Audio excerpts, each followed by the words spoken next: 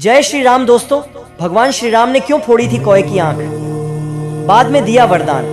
क्या आप जानते हैं कि भगवान श्री राम ने कौए की एक आंख क्यों फोड़ दी थी? श्री रामचरितमानस में इस कथा का विस्तार से वर्णन किया गया है। आइए जानते हैं क्या है इसके पीछे की पौराणिक कथा।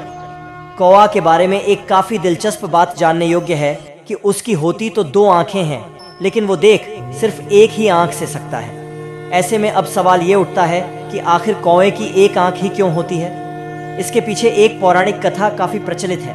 भगवान श्री राम ने एक बार क्रोध में आकर कौए की एक आंख फोड़ दी थी, लेकिन क्यों? आइए जानते हैं इस बारे में विस्तार से। कथा श्री रामचरितमानस में तुलसीदास जी ने इस कथा का जिक्र विस्तार से किया है। कहा जाता है कि एक बार इंद्रदेव के पुत्र जयंत ने भगवान श्री राम की परीक्षा लेने की सोची।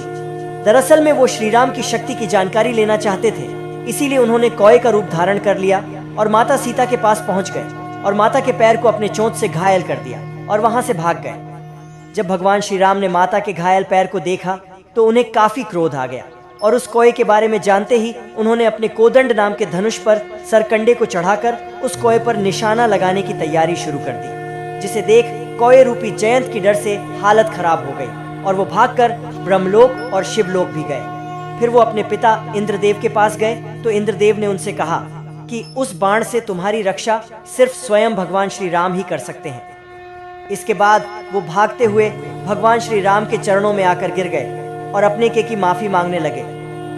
तब भगवान राम ने कहा कि वो इस बाण को वापस तो नहीं ले सकते हैं, लेकिन उससे कम आघात पहुंचा सकते हैं। ऐसे में श्री राम ने अपने उस बाण से कौए के रूप में मौजूद जयंत की एक आंख फोड़ दी। उसी दिन से कौए को एक आंख वाला माना जाने लगा। परंपरा इसी कथा के अनुसार कौए की एक आंख फोड़ने के बाद भगवान श्री राम ने उसे वरदान दिया कि पितरों को अर्पित किए जाने वाले भोजन में से एक हिस्सा तुम्हें मिलेगा। कहा जाता है कि तभी से पितृपक्ष के दिनों में कौए को भोजन कराकर पितरों को प्रसन्न किया जाता है।